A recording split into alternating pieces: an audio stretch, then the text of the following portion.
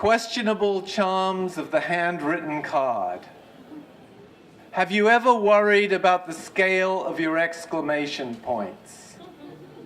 Like if you, for instance, were to make the dot particularly large, but the line above it uncannily short. And let's say you did this while writing to a new lady friend. Say, for instance, you place a poorly balanced exclamation point of this sort at the end of a sentence like, "I really enjoyed our time together." And that seemed like the perfect place, its rightful home, so to speak, because of how it added emphasis to your report of the time you two had spent together, which was so enjoyable, and in which you had, in fact, felt at home. Because with another person, you know, it could have been horrible. Seeing as how horrible is always hovering someplace close by. And had you been with someone horrible, which you very much weren't, and if you were going to write to that someone about the dreadfulness of your time with them, which you wouldn't, but if you did, a statement such as, "I really hated our time together," might also benefit from an exclamation point. So it's really hard to argue with the versatility of this bit of punctuation. Do you worry, though, that she might read things into the way you formed your exclamation point? Because, of course, she will know it was you who formed it. No one brings in an outsider to form their exclamation points for them, do they? And you've always worried about an unintended misstep in the early part of a relationship, being that your goal is to get to the later part of the relationship. And that's normal enough, isn't it? Do those worries of yours now cover punctuation? Because the card with the shrunken line floating despairingly above the bulbous dot is now on its way through the mail, and there is no opportunity for you to extend the line. Will you get like beside yourself with self-recrimination and even rage because the line is so easy to elongate in a way that there is no evidence whatsoever of tampering? Lengthening the line of an exclamation point is almost certainly the easiest, most foolproof adjustment you might ever make to a decision you'd like to go back on or modify. I mean, how many things in life are that simple to change? But it's in the mail, and that's a fact that can't be altered. She will get your card, and there is no way to steer her possible interpretation of your exclamation point away from whatever her possible interpretation turns out to be. Will you then think about calling her? It's a stretch, isn't it? To call a woman you are getting to know and bringing up this business of your unfinished exclamation point. The one that closes out an important sentence in relation to your feelings about her. The most important sentence of the whole correspondence now that you come to think about it. But what if she's not big on exclamation point interpretation? What if it's never been an area of interest to her? Okay, let's say that's true on a conscious level. But an undeveloped, shrunken, defeated, possibly even traumatized exclamation point line could well be sending a message to her unconscious.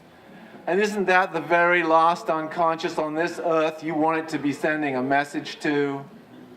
So do you go ahead and call her because only a call can mitigate a false and possibly damaging interpretation of your diminutive line, to say nothing of the places her unconscious might be forced to travel to in its attempt to unravel the meaning of the huge dot beneath it? Yes, you do call her. And what does she do? She picks up the phone and says hi. You ask her how she's doing and she pauses. You wish she wouldn't pause, because a pause means she's actually liable to answer your question honestly. And then the worst thing happens. Instead of saying how she is doing, she says, "I got your card." And she stops there, not another word. And how can that be good? There's no way that can be good. And now it's your turn to say something.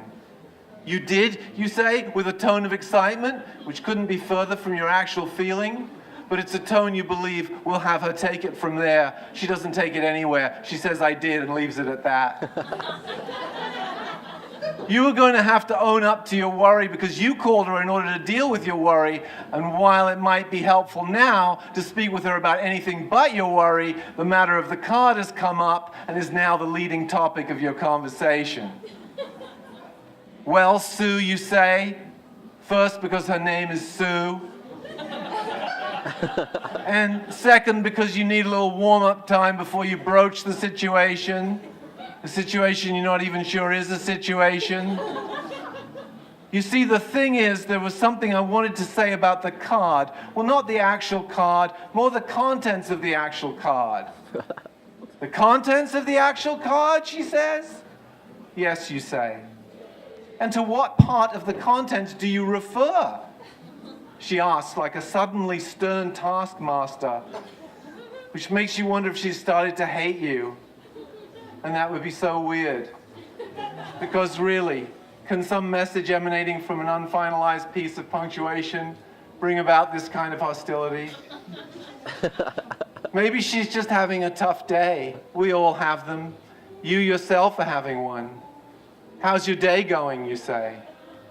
"My day? I thought we were talking about the card you sent," she replies. You are starting to think she may never be a person who reports on her day to you, possibly because of the effect your exclamation point has had on her. And the truth is, you were really hoping she would become someone who reported on her day to you, because there are no other candidates for day reporting currently in your life. And there is no guarantee that there ever will be. This may sound odd, Sue. Even I think it sounds odd, and I haven't even said it yet. The thing of it is, I was worried about my exclamation point. "Your exclamation point?" she says. "I don't see one," she says. "Is it hiding?" she asks. "I don't think it's hiding," you say. "Well, where the hell is it?" she says. "It's right after the sentence, 'I really enjoyed our time together.'" "That thing?" she says dismissively. "Yes, that thing," you say defeatedly. "You mean that almost invisible, ghostly presence just above your dominant dot?" "I never even noticed it." You're besieged by two different responses at once. The first, an unmistakable slice of self-hatred. The second, a quiet glee resulting from her description of your dot as dominant. No one has ever described a dot of yours that way before. "Here's what disturbed me most about your card," she says, which is not the kind of sentence you were hoping for. "You don't seem to have any relationship at all with the semicolon. It's like it doesn't exist for you," she says. You wish it weren't so, but you know she's right. You never use a semicolon. Not ever. "Oh dear," you say. "I guess you care a lot about punctuation." "It's everything to me," she says. "Everything."